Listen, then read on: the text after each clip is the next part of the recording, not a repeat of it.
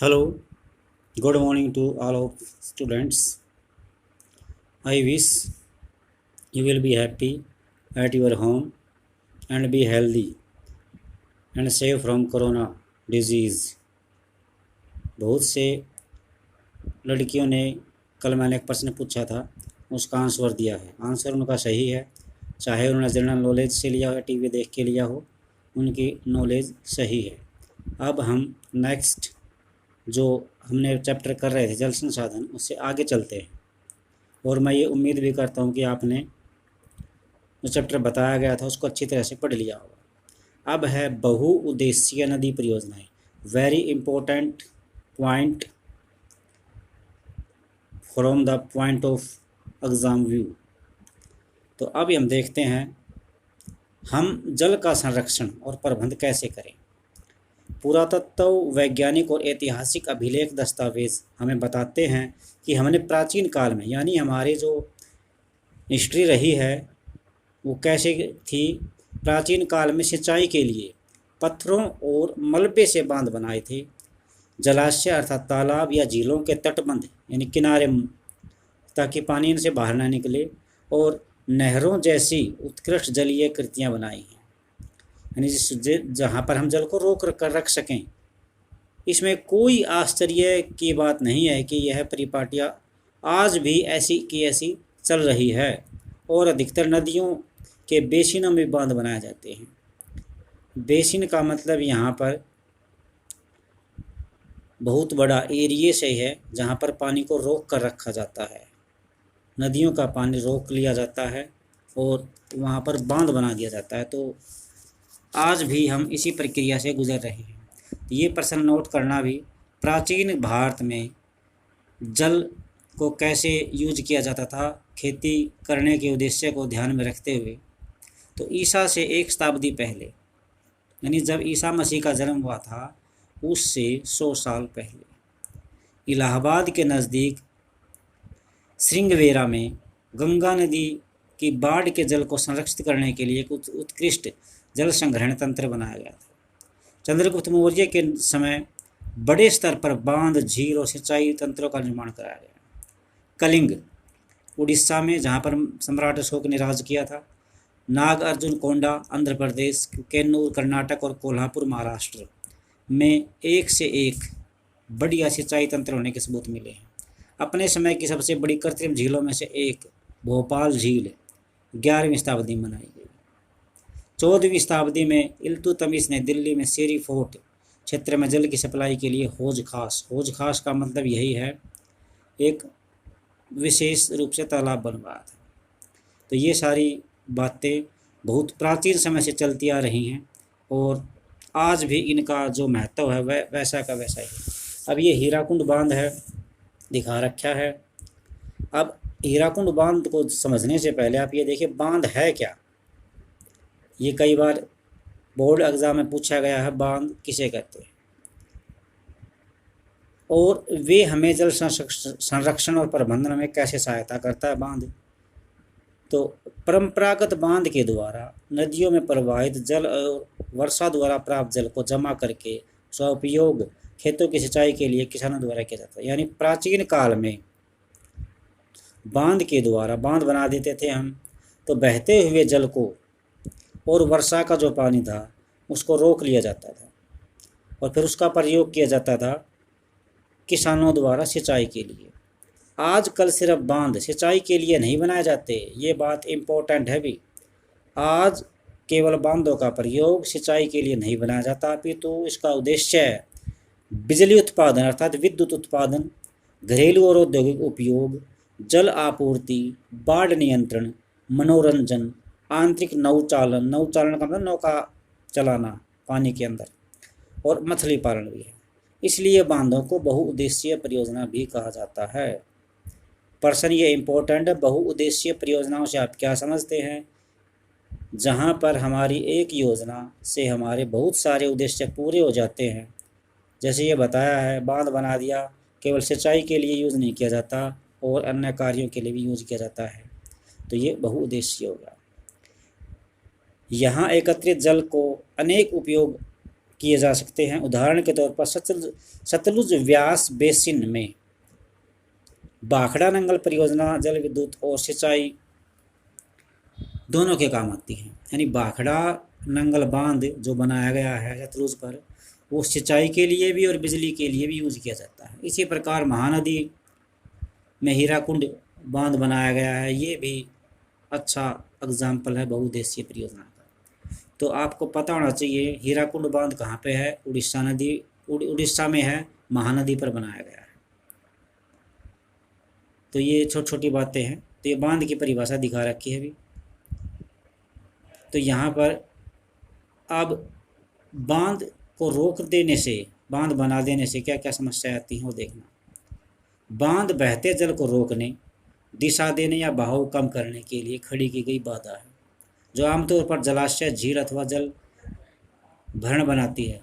बांध का अर्थ जलाशय से लिया जाता है, न कि इसके ढांचे से। अधिकतर बांधों में एक ढलवां हिस्सा होता है जिसके ऊपर से या अंदर से जल रुक रुक कर लगातार चलता रहता है। बांधों का वर्गीकरण उनकी संरचना और उद्देश्य या ऊंचाई के अनुसार किया जाता है। संरचना और उसमें प्रयुक्त पदार्थों के आधार पर बांधों को लकड़ी के बांध, अब ये बताएगा बांध कितने प्रकार के हैं, लकड़ी के बांध, तटबंध बांध या पक्का बांध। इसके अलावा कई और भागों में बांटा जा सकता है। ऊंचाई के अनुसार बांधों को बड़े बांध और मुख्य बांध या नीचे बांध, मध्यम बांध और उच्च बांधों में बांटा गया है। अब इससे आगे स्वतंत्रता के बाद, यानी हम आज़ाद होने के बाद जो परियोजनाएं शुरू की गई थी वो सारी कुछ अंग्रेजी शासनकाल में भी बनी बाधाओं को दूर करते हुए देश को विकास और समृद्धि के रास्ते पर ले जाने वाले वाहन के रूप में देखा गया। यानी जो हमारी पंचवर्षीय योजनाएं हम आज़ाद होने के बाद बनाई गई थी, उनसे देश को विकास और समृद्धि के रास्ते पर चलने वाले वाहन के रूप में देखा गया था। जवाहरलाल नेहरू गर्व से बांधों को आधुनिक भारत के मंदिर कहते थे। बहुत ज़्यादा इम्पोर्टेंट पर्सन भी नेहरू जी के बांधों के बारे में क्या विचार थे, या वे क्या कहते थे इसको, आधुनिक भारत के मंदिर, आंसर आया हुआ कई बार। उनके अनुसार इस प्रकार के विभिन्न परियोजनाओं के फलस्वरूप भारतीय कृषि व्यवस्था और गांव की अर्थव्यवस्था, उद्योगों की तेज गति से विकास और नगर की अर्थव्यवस्था का भी तेजी से समन्वित रूप से विकास होगा, अर्थात सभी का एक साथ विकास होगा। अब आपके लिए एक्टिविटी है, यानी पहले बांध किस तरीके से बनाए जाते थे और सिंचाई कार्य करने का पता लगाएं। ये एक गीत है, दामोदर घाटी में गाया जाता है। दामोदर घाटी शोक की नदी कही जाने वाली दामोदर नदी में कई बार बाढ़ आ जाती है। तो क्या कैसे बताया गया है, हमने आषाढ़ में फसलें बोई हैं, यानी जून जुलाई में लगभग फसलें बोई हैं। हम भद्रा में भादू लाएंगे, यानी नेक्स्ट भादुआ जो होता है उसमें हम सब खुश हो जाएंगे। बाढ़ से दामोदर फैल गई है, यानी बाढ़ आने से नदी का जल स्तर बढ़ गया है, नाव इसमें अब चलेगी नहीं। ओह दामोदर हम आपके पैर पकड़ते हैं, बाढ़ का कहर कुछ कम करो, दे दे। भादु एक साल बाद आएगा, यानी भादुआ फिर एक साल बाद आएगा, अपनी सतह पर नाव चलने दो। यानी नदी, यानी दामोदर नदी से प्रार्थना करते हैं कि भादुआ तो एक साल बाद आएगा, आप अपनी सतह पर नाव चलने दो, हमारा आजीविका चलने दो। तो ये बताया गया है इसमें। अब नेक्स्ट है भारत सरकार द्वारा विभिन्न नदियों पर, भारत सरकार द्वारा अनेक नदियों पर बांध बनाकर, चाहे उनकी बहुउद्देशीय विभिन्न परियोजनाओं के कारणों के आधुनिक सामाजिक और विरोध निरीक्षण का मुद्दा बनी। अर्थात इसमें क्या बताया गया है, भारत सरकार ने जो बांध बनाए गए हैं, बड़े बड़े बांध बना दिए नदियों पर, और उनसे अनेक उद्देश्य सरकार के पूरे होते हैं, उसके कारण समाज में उनका विरोध होता है, सामाजिक विरोध। समाज के लोग जो उस नदी के आसपास रहते थे उनको वहाँ से अलग दूसरी जगह बसाया जाता है, उनके सारे जो एक्टिविटी थी वो वहाँ से बंद करके दूसरी जगह विरोध करने के बाद उनको दूसरी जगह बसाया जाता है, और पुनः निरीक्षण यानी दोबारा से जांच का मुद्दा बन गया है। नदियों पर बांध बनाने और उनका बहाव कंट्रोल करने से उनका प्राकृतिक बहाव रुक जाता है। नदी का पानी को एकदम से हम रोक देंगे तो नदी का जो प्राकृतिक बहाव है वो रुक जाता है। जिसके कारण जो तली होती है नहर की, वहाँ पर तलछट का जो, यानी आप सबको पता है कि नदियों में बहुत सारा कूड़ा करकट, रेत, मिट्टी, मरे हुए जीव और दूसरे पेड़ पौधे बहते चलते रहते हैं, और जब हम पानी को रोक देंगे तो उसका बहाव कम हो जाएगा। और अत्यधिक तलछट यानी गाद जलाशय की तली पर जमा हो जाती है, जिससे नदी का तल बहुत अधिक चट्टानी हो जाए, यानी मिट्टी जो जम जम कर बार बार मिट्टी आएगी, जमेगी, तो ये चट्टान की तरह बन जाएगी। और नदी जलीय जीव यानी छोटे छोटे जीव रहते हैं, पानी के अंदर बहुत सारे जीव रहते हैं, उनके लिए भोजन की कमी बन जाती है, क्योंकि पत्थर, मिट्टी और दूसरा जो कचरा है वो सारा जमता रहता है, तो उनके खाने का सामान नहीं बनेगा। बांध नदियों को टुकड़ों में बांट देते हैं, जिससे विशेषकर अंडे देने की ऋतु में जलीय जीवों का नदियों में स्थानांतरण रुक जाता है। यानी जलीय जो जीव हैं पानी में, वो एक स्थान से दूसरे स्थान पर जाते रहते हैं, और इस प्रकार ये यहाँ पर ऐसा करने से उनका जो स्थानांतरण है, एक स्थान को छोड़कर दूसरे स्थान पर जाना, ये रुक जाता है। बाढ़ के मैदान में बनाए गए जलाशयों द्वारा वहाँ मौजूद वनस्पति और मिट्टी जल में डूब जाती हैं, जो कालांतरीन समय बीतने के बाद अपघटित नष्ट हो जाती है। तो ये जो प्रश्न है, ये जो मैंने पैराग्राफ पढ़ा है, ये इसमें ये बताया गया है कि बाढ़ बनाने से जलीय जीवों पर क्या असर पड़ता है। ये एक्स्ट्रा प्रश्न हो चाहे एनसीईआरटी का क्वेश्चन हो, ये जो पैरा है इसको नोट करना अच्छी तरह से, इस पैराग्राफ को। फिर नेक्स्ट है बहुउद्देशीय परियोजनाएं और बड़े बांध, सामाजिक आंदोलन जैसे नर्मदा बचाओ आंदोलन। इसकी जो नेता है नर्मदा बचाओ आंदोलन की, मेधा पाटकर है। और टिहरी बांध, टिहरी उत्तरांचल में है भी, ये आंदोलन के कारण बने हैं। इन परियोजनाओं का जो विरोध है मुख्य रूप से यहाँ पर रहने वाले स्थानीय समुदायों के बहुत लंबे चौड़े स्तर पर विस्थापन के कारण हुआ है। यानी यहाँ के लोगों को एक स्थान से दूसरे स्थान पर बसाया गया है, तो जो यहाँ पर स्थानीय लोग रहते हैं उनके लिए समस्या बन जाती है। आमतौर पर स्थानीय लोगों को उनकी ज़मीन, आजीविका का मतलब गुजारा जिससे करते हैं, खेत हैं, चाहे दुकान हो, चाहे कुछ भी हो, वो उन सब को संसाधनों से लगाव होता है और नियंत्रण देश की बेहतरी के लिए कुर्बान करना पड़ता है। यानी बांध बनाने से देश में कई समस्याओं का समाधान होता है, और जो यहाँ के लोकल स्थानीय लोग हैं उनको अपने देश के लिए इन अपने ज़मीन को, आजीविका को, संसाधनों से लगाव जो होता है उनको कुर्बान करना पड़ता है। इसलिए अगर स्थानीय लोगों को इन परियोजनाओं का लाभ नहीं मिल रहा है तो किसको मिल रहा है? शायद जमींदारों को, बड़े किसानों को, उद्योगपतियों को और कुछ नगरीय केंद्रों को। गांव के भूमिहीनों को लीजिए, क्या वास्तव में ऐसी परियोजनाओं से लाभ उठा रहे हैं? नहीं, वे लाभ नहीं उठा रहे हैं, वे सिर्फ मजदूर बन के रह रहे हैं।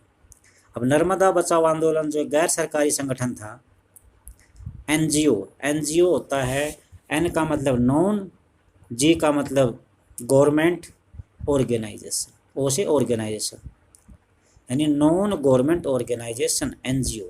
तो जनजातीय लोगों, किसानों, पर्यावरणविदों और मानवाधिकार कार्यकर्ताओं को गुजरात में नर्मदा नदी पर सरदार सरोवर बांध के विरोध में लामबंद करता था।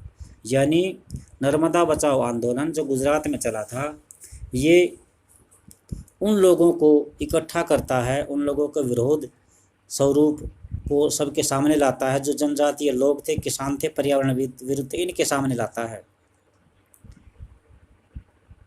मूल रूप से शुरू में यहाँ आंदोलन जंगलों के बांध के पानी में डूबने से हुई, अर्थात शुरुआत में ये जो आंदोलन था, जंगल सारे डूब गए थे, जंगलों के बांध के पानी में डूबने जैसे। सारे जंगल जब बांध के कारण पानी में डूब जाते हैं तो पर्यावरणीय मुद्दों पर केंद्रित या हाल ही में इस आंदोलन का लक्ष्य बांध से विस्थापित गरीब लोगों, विस्थापित यानी बांध बनाया जाने के कारण यहाँ से जो दूसरे लोग दूसरी जगह बसाए गए थे, तो लोगों को सरकार संपूर्ण पुनर्वास की सुविधाएं दिलाना होगा, यानी उनको सारी सुविधाएं दी जाएं। अब लोगों ने सोचा कि उनकी यातनाएं बेकार नहीं जाएंगी। यातनाएं का मतलब उनको जो तंगी महसूस, संकट जो सहन किया है, विस्थापन का शोक स्वीकार किया जाए, यह विश्वास करके कि सिंचाई के प्रसार से माला माल हो जाएंगे। यानी विस्थापन का जो दुख था वो सहन कर लिया जाए, किस बात पर विश्वास करके कि जो पानी इकट्ठा होगा वो उनके खेतों के लिए ही होगा और उनको फ़ायदा होगा। अब रिहंद के उत्तरजीवियों ने ये पैरा आप अपने आप पढ़ लेना, भी छोटी सी बात बताई गई है यहाँ पर, अपने आप कर लेना, नहीं समझ में आए फिर पूछ लेना। अब सरकार द्वारा स्थापित किए जा रहे विभिन्न बहुउद्देशीय परियोजनाओं और सिंचाई की व्यवस्था ने विभिन्न क्षेत्रों में फसल उत्पादन के स्वरूप को ही बदल के रख दिया है। इसके कारण किसान जल संग्रहण और वाणिज्यिक फसलों के उत्पादन में ज़्यादा दिलचस्पी ले रहे हैं। इससे मिट्टी के लवणीकार यानी नमकीन जो इसमें नमक की मात्रा होती है, इन मृदाओं के लवणीकर और गंभीर पारिस्थितिक परिणाम हो सकते हैं। यानी मिट्टी जो है, अपनी भाषा में कहें तो नमक वाली मिट्टी हो जाती है और इससे गंभीर परिणाम होते हैं। इस दौरान अमीर भूमि जो मालिक होते हैं और गरीब भूमिहीन समाज से दूरी बढ़ाकर समाज का दृश्य बदल देते हैं। जैसा कि हम देख सकते हैं कि बांध उसी जल के अलग अलग उपाय और लाभ चाहने वाले लोगों के बीच संघर्ष पैदा करते हैं। यानी एक तरफ तो जिनसे जो विस्थापित किए गए हैं उन और जिनको फ़ायदा हो रहा है, दोनों के बीच में संघर्ष शुरू हो जाता है। गुजरात में साबरमती बेसिन में सूखे के दौरान नगरीय क्षेत्रों में अधिक जल आपूर्ति देने पर परेशान किसान उपद्रव पर उतरता है। बहुउद्देशीय परियोजनाओं के लागत और लाभ के बंटवारे को लेकर अंतर राज्यीय झगड़े आम होते जा रहे हैं। जैसे आपको पता भी होगा कि सतलुज यमुना लिंक नहर में हरियाणा और पंजाब का झगड़ा, यानी एक राज्य से दो राज्यों के बीच में झगड़ा। अब ये देखो ये किन किन राज्यों के बीच झगड़े चल रहे हैं। कृष्णा गोदावरी विवाद की शुरुआत महाराष्ट्र सरकार द्वारा कोयना बांध कर्नाटक में है भी, कोयना बांध पर जल विद्युत परियोजना के लिए बांध बनाकर पानी की दिशा में परिवर्तन कर कर्नाटक और आंध्र प्रदेश सरकारों द्वारा आपत्ति जताए जाने से हुई। अर्थात महाराष्ट्र सरकार ने आपत्ति दर्ज की कि कोयना बांध पर पानी का बांध बनाया और इसकी दिशा बदल कर कर्नाटक और आंध्र प्रदेश की तरफ न जाकर महाराष्ट्र की साइड कर दी। तो कर्नाटक और आंध्र प्रदेश सरकारों द्वारा आपत्ति जताई जाने से हुई। इससे राज्य में पड़ने वाली नदी के निचले हिस्सों में जल प्रवाह बहुत कम हो गया और कृषि और उद्योग पर अलग अलग असर पड़े। तो जितने भी आपको पता है अंतर्राज्यीय जल विवाद, यानी एक राज्य से दूसरे राज्य के जो विवाद हैं उनकी लिस्ट तैयार करें। आज तक के लिए बस इतना ही, क्योंकि इससे अगर हम ज़्यादा बना लेते हैं तो ये कंप्लीट नहीं होगा। तो इतना अच्छी तरह से पढ़ना और उसको ध्यान से नोट करना जो प्रश्न बताए गए हैं। Thanks to listening me. Hello, good morning to all of students. I wish you will be happy at your home and be healthy and safe from corona disease। बहुत से लड़कियों ने कल मैंने एक प्रश्न पूछा था, उसका आंसर दिया है। आंसर उनका सही है, चाहे उन्होंने जनरल नॉलेज से लिया हो या टीवी देख के लिया हो, उनकी नॉलेज सही है। अब हम नेक्स्ट जो हमने चैप्टर कर रहे थे जल संसाधन, उससे आगे चलते हैं। और मैं ये उम्मीद भी करता हूँ कि आपने जो चैप्टर बताया गया था उसको अच्छी तरह से पढ़ लिया होगा। अब है बहुउद्देशीय नदी परियोजनाएं, very important point from the point of exam view. तो अब हम देखते हैं हम जल का संरक्षण और प्रबंध कैसे करें। पुरातत्व, वैज्ञानिक और ऐतिहासिक अभिलेख दस्तावेज हमें बताते हैं कि हमने प्राचीन काल में, यानी हमारी जो हिस्ट्री रही है वो कैसे थी। प्राचीन काल में सिंचाई के लिए पत्थरों और मलबे से बांध बनाए थे। जलाशय अर्थात तालाब या झीलों के तटबंध यानी किनारे, ताकि पानी इनसे बाहर ना निकले, और नहरों जैसी उत्कृष्ट जलीय कृतियाँ बनाई हैं, यानी जहाँ पर हम जल को रोक कर रख सकें। इसमें कोई आश्चर्य की बात नहीं है कि यह परिपाटियाँ आज भी ऐसी की ऐसी चल रही है और अधिकतर नदियों के बेसिनों में बांध बनाए जाते हैं। बेसिन का मतलब यहाँ पर बहुत बड़ा एरिया से है जहाँ पर पानी को रोक कर रखा जाता है, नदियों का पानी रोक लिया जाता है और वहाँ पर बांध बना दिया जाता है। तो आज भी हम इसी प्रक्रिया से गुजर रहे हैं। ये प्रश्न नोट करना भी, प्राचीन भारत में जल को कैसे यूज किया जाता था खेती करने के उद्देश्य को ध्यान में रखते हुए। तो ईसा से 1 शताब्दी पहले, यानी जब ईसा मसीह का जन्म हुआ था उससे 100 साल पहले इलाहाबाद के नज़दीक श्रृंगवेरा में गंगा नदी की बाढ़ के जल को संरक्षित करने के लिए एक उत्कृष्ट जल संग्रहण तंत्र बनाया गया था। चंद्रगुप्त मौर्य के समय बड़े स्तर पर बांध, झील और सिंचाई तंत्रों का निर्माण कराया गया। कलिंग उड़ीसा में, जहाँ पर सम्राट अशोक ने राज किया था, नागार्जुन कोंडा आंध्र प्रदेश, कैन्नूर कर्नाटक और कोल्हापुर महाराष्ट्र में एक से एक बढ़िया सिंचाई तंत्र होने के सबूत मिले हैं। अपने समय की सबसे बड़ी कृत्रिम झीलों में से एक भोपाल झील 11वीं शताब्दी में बनाई गई। 14वीं शताब्दी में इल्तुतमिश ने दिल्ली में शेरी फोर्ट क्षेत्र में जल की सप्लाई के लिए हौज खास का मतलब यही है, एक विशेष रूप से तालाब बनवाया था। तो ये सारी बातें बहुत प्राचीन समय से चलती आ रही हैं और आज भी इनका जो महत्व है वह वैसा का वैसा ही। अब ये हीराकुंड बांध है, दिखा रखा है। अब हीराकुंड बांध को समझने से पहले आप ये देखिए बांध है क्या। ये कई बार बोर्ड एग्जाम में पूछा गया है, बांध किसे कहते हैं और वे हमें जल संरक्षण और प्रबंधन में कैसे सहायता करता है बांध। तो परंपरागत बांध के द्वारा नदियों में प्रवाहित जल और वर्षा द्वारा प्राप्त जल को जमा करके उसका उपयोग खेतों की सिंचाई के लिए किसानों द्वारा किया जाता है। यानी प्राचीन काल में बांध के द्वारा बांध बना देते थे हम, तो बहते हुए जल को और वर्षा का जो पानी था उसको रोक लिया जाता था और फिर उसका प्रयोग किया जाता था किसानों द्वारा सिंचाई के लिए। आजकल सिर्फ बांध सिंचाई के लिए नहीं बनाए जाते, ये बात इम्पोर्टेंट है भी। आज केवल बांधों का प्रयोग सिंचाई के लिए नहीं बनाया जाता, अपितु इसका उद्देश्य है बिजली उत्पादन अर्थात विद्युत उत्पादन, घरेलू और औद्योगिक उपयोग, जल आपूर्ति, बाढ़ नियंत्रण, मनोरंजन, आंतरिक नौचालन का मतलब नौका चलाना पानी के अंदर, और मछली पालन भी है। इसलिए बांधों को बहुउद्देशीय परियोजना भी कहा जाता है।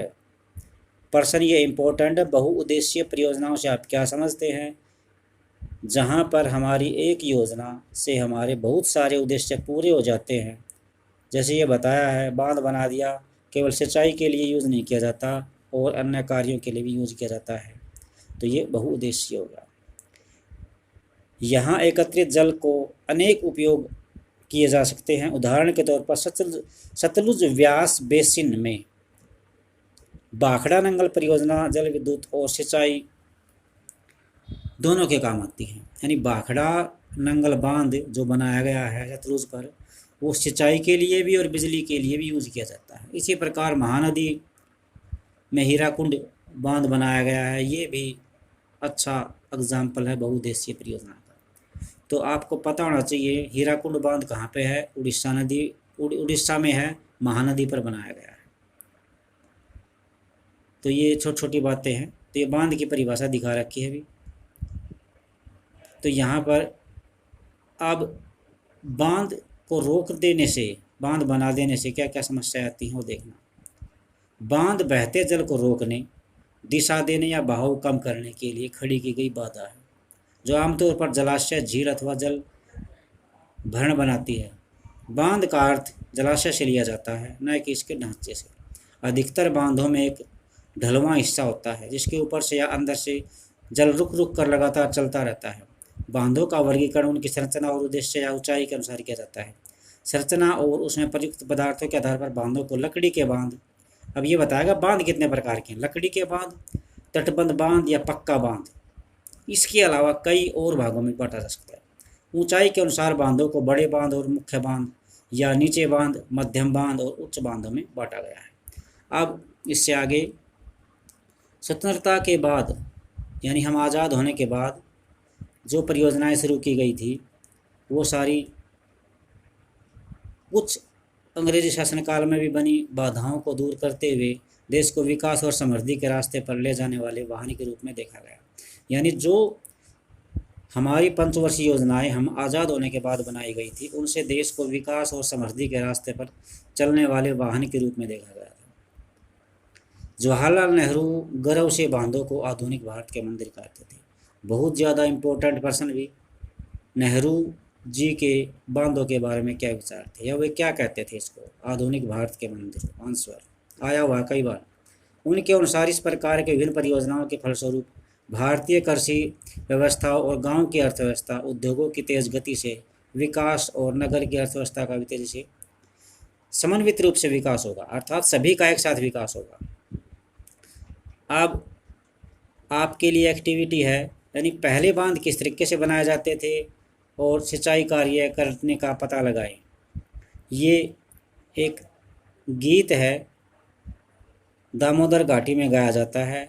दामोदर घाटी शोक की नदी कही जाने वाली दामोदर नदी में कई बार बाढ़ आ जाती है। तो क्या कैसे बताया गया है, हमने आषाढ़ में फसलें बोई हैं, यानी जून जुलाई में लगभग फसलें बोई हैं। हम भद्रा में भादू लाएंगे, यानी नेक्स्ट भादवा जो होता है उसमें हम सब खुश हो जाएंगे। बाढ़ से दामोदर फैल गई है, यानी बाढ़ आने से नदी का जल स्तर बढ़ गया है, नाव इसमें अब चलेगी नहीं। ओह दामोदर हम आपके पैर पकड़ते हैं, बाढ़ का कहर कुछ कम करो, दे दे। भादु एक साल बाद आएगा, यानी भादवा फिर एक साल बाद आएगा, अपनी सतह पर नाव चलने दो। यानी नदी, यानी दामोदर नदी से प्रार्थना करते हैं कि भादवा तो एक साल बाद आएगा, आप अपनी सतह पर नाव चलने दो, हमारा आजीविका चलने दो। तो ये बताया गया है इसमें। अब नेक्स्ट है, भारत सरकार द्वारा विभिन्न नदियों पर, भारत सरकार द्वारा अनेक नदियों पर बांध बनाकर, चाहे उनकी बहुउद्देशीय विभिन्न परियोजनाओं के कारणों के आधुनिक सामाजिक और विरोध निरीक्षण का मुद्दा बनी। अर्थात इसमें क्या बताया गया है, भारत सरकार ने जो बांध बनाए गए हैं, बड़े बड़े बांध बना दिए नदियों पर, और उनसे अनेक उद्देश्य सरकार के पूरे होते हैं, उसके कारण समाज में उनका विरोध होता है, सामाजिक विरोध। समाज के लोग जो उस नदी के आसपास रहते थे उनको वहाँ से अलग दूसरी जगह बसाया जाता है, उनके सारे जो एक्टिविटी थी वो वहाँ से बंद करके दूसरी जगह विरोध करने के बाद उनको दूसरी जगह बसाया जाता है, और पुनः निरीक्षण यानी दोबारा से जांच का मुद्दा बन गया है। नदियों पर बांध बनाने और उनका बहाव कंट्रोल करने से उनका प्राकृतिक बहाव रुक जाता है। नदी का पानी को एकदम से हम रोक देंगे तो नदी का जो प्राकृतिक बहाव है वो रुक जाता है, जिसके कारण जो तली होती है नहर की, वहाँ पर तलछट का जो, यानी आप सबको पता है कि नदियों में बहुत सारा कूड़ा करकट, रेत, मिट्टी, मरे हुए जीव और दूसरे पेड़ पौधे बहते चलते रहते हैं, और जब हम पानी को रोक देंगे तो उसका बहाव कम हो जाएगा। और अत्यधिक तलछट यानी गाद जलाशय की तली पर जमा हो जाती है, जिससे नदी का तल बहुत अधिक चट्टानी हो जाए, यानी मिट्टी जो जम कर बार बार मिट्टी आएगी, जमेगी, तो ये चट्टान की तरह बन जाएगी। और नदी जलीय जीव यानी छोटे छोटे जीव रहते हैं पानी के अंदर, बहुत सारे जीव रहते हैं, उनके लिए भोजन की कमी बन जाती है, क्योंकि पत्थर, मिट्टी और दूसरा जो कचरा है वो सारा जमता रहता है, तो उनके खाने का सामान नहीं बनेगा। बांध नदियों को टुकड़ों में बांट देते हैं, जिससे विशेषकर अंडे देने की ऋतु में जलीय जीवों का नदियों में स्थानांतरण रुक जाता है। यानी जलीय जो जीव हैं पानी में, वो एक स्थान से दूसरे स्थान पर जाते रहते हैं, और इस प्रकार ये यहाँ पर ऐसा करने से उनका जो स्थानांतरण है, एक स्थान को छोड़कर दूसरे स्थान पर जाना, ये रुक जाता है। बाढ़ के मैदान में बनाए गए जलाशयों द्वारा वहाँ मौजूद वनस्पति और मिट्टी जल में डूब जाती हैं, जो कालांतरीन समय बीतने के बाद अपघटित नष्ट हो जाती है। तो ये जो प्रश्न है, ये जो मैंने पैराग्राफ पढ़ा है, ये इसमें ये बताया गया है कि बाढ़ बनाने से जलीय जीवों पर क्या असर पड़ता है। ये एक्स्ट्रा प्रश्न हो चाहे एनसीईआरटी क्वेश्चन हो, ये जो पैरा है इसको नोट करना अच्छी तरह से, इस पैराग्राफ को। फिर नेक्स्ट है बहुउद्देशीय परियोजनाएं और बड़े बांध सामाजिक आंदोलन जैसे नर्मदा बचाओ आंदोलन, इसकी जो नेता है नर्मदा बचाओ आंदोलन की मेधा पाटकर है। और टिहरी बांध, टिहरी उत्तरांचल में है भी, ये आंदोलन के कारण बने हैं। इन परियोजनाओं का जो विरोध है मुख्य रूप से यहाँ पर रहने वाले स्थानीय समुदायों के बहुत लंबे चौड़े स्तर पर विस्थापन के कारण हुआ है, यानी यहाँ के लोगों को एक स्थान से दूसरे स्थान पर बसाया गया है, तो जो यहाँ पर स्थानीय लोग रहते हैं उनके लिए समस्या बन जाती है। आमतौर पर स्थानीय लोगों को उनकी ज़मीन, आजीविका का मतलब गुजारा जिससे करते हैं, खेत हैं चाहे दुकान हो चाहे कुछ भी हो, वो उन सब को संसाधनों से लगाव होता है और नियंत्रण देश की बेहतरी के लिए कुर्बान करना पड़ता है। यानी बांध बनाने से देश में कई समस्याओं का समाधान होता है और जो यहाँ के लोकल स्थानीय लोग हैं उनको अपने देश के लिए इन अपने ज़मीन को, आजीविका को, संसाधनों से लगाव जो होता है उनको कुर्बान करना पड़ता है। इसलिए अगर स्थानीय लोगों को इन परियोजनाओं का लाभ नहीं मिल रहा है तो किसको मिल रहा है? शायद जमींदारों को, बड़े किसानों को, उद्योगपतियों को और कुछ नगरीय केंद्रों को। गांव के भूमिहीनों को लीजिए, क्या वास्तव में ऐसी परियोजनाओं से लाभ उठा रहे हैं? नहीं, वे लाभ नहीं उठा रहे हैं, वे सिर्फ मजदूर बन के रह रहे हैं। अब नर्मदा बचाओ आंदोलन जो गैर सरकारी संगठन था, एनजीओ होता है, एन का मतलब नॉन, जी का मतलब गवर्नमेंट ऑर्गेनाइजेशन, ओ से ऑर्गेनाइजेशन, यानी नॉन गवर्नमेंट ऑर्गेनाइजेशन एनजीओ, तो जनजातीय लोगों, किसानों, पर्यावरणविदों और मानवाधिकार कार्यकर्ताओं को गुजरात में नर्मदा नदी पर सरदार सरोवर बांध के विरोध में लामबंद करता था। यानी नर्मदा बचाओ आंदोलन जो गुजरात में चला था, ये उन लोगों को इकट्ठा करता है, उन लोगों के विरोध स्वरूप को सबके सामने लाता है, जो जनजातीय लोग थे, किसान थे, पर्यावरण विरुद्ध, इनके सामने लाता है।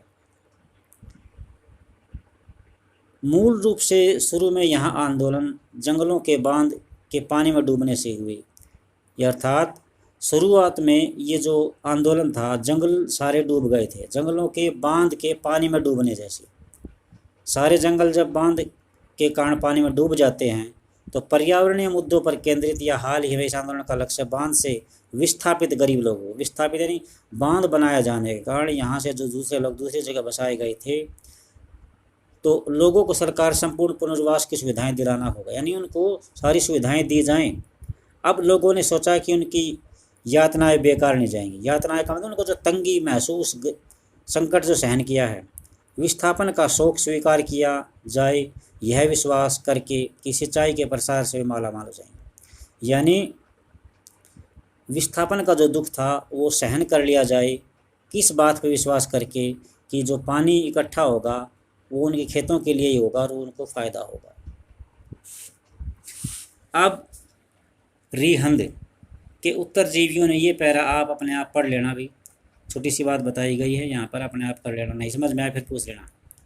अब सरकार द्वारा स्थापित किए जा रहे विभिन्न बहुउद्देशीय परियोजनाओं और सिंचाई की व्यवस्था ने विभिन्न क्षेत्रों में फसल उत्पादन के स्वरूप को ही बदल के रख दिया है।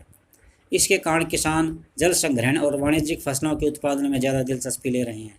इससे मिट्टी के लवणीकार यानी नमकीन जो इसमें नमक की मात्रा होती है, इन मृदाओं के लवणीकर और गंभीर पारिस्थितिक परिणाम हो सकते हैं। यानी मिट्टी जो है, अपनी भाषा में कहें तो नमक वाली मिट्टी हो जाती है और इससे गंभीर परिणाम होते हैं। इस दौरान अमीर भूमि जो मालिक होते हैं और गरीब भूमिहीन समाज से दूरी बढ़ाकर समाज का दृश्य बदल देते हैं। जैसा कि हम देख सकते हैं कि बांध उसी जल के अलग अलग उपाय और लाभ चाहने वाले लोगों के बीच संघर्ष पैदा करता है। यानी एक तरफ तो जिनसे जो विस्थापित किए गए हैं उन और जिनको फ़ायदा हो रहा है, दोनों के बीच में संघर्ष शुरू हो जाता है। गुजरात में साबरमती बेसिन में सूखे के दौरान नगरीय क्षेत्रों में अधिक जल आपूर्ति देने पर परेशान किसान उपद्रव पर उतरता है। बहुउद्देशीय परियोजनाओं के लागत और लाभ के बंटवारे को लेकर अंतर राज्यीय झगड़े आम होते जा रहे हैं। जैसे आपको पता भी होगा कि सतलुज यमुना लिंक नहर में हरियाणा और पंजाब का झगड़ा, यानी एक राज्य से दो राज्यों के बीच में झगड़ा।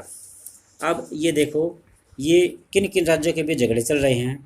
कृष्णा गोदावरी विवाद की शुरुआत महाराष्ट्र सरकार द्वारा कोयना बांध कर्नाटक में है भी, कोयना बांध पर जल विद्युत परियोजना के लिए बांध बनाकर पानी की दिशा में परिवर्तन कर कर्नाटक और आंध्र प्रदेश सरकारों द्वारा आपत्ति जताए जाने से हुई।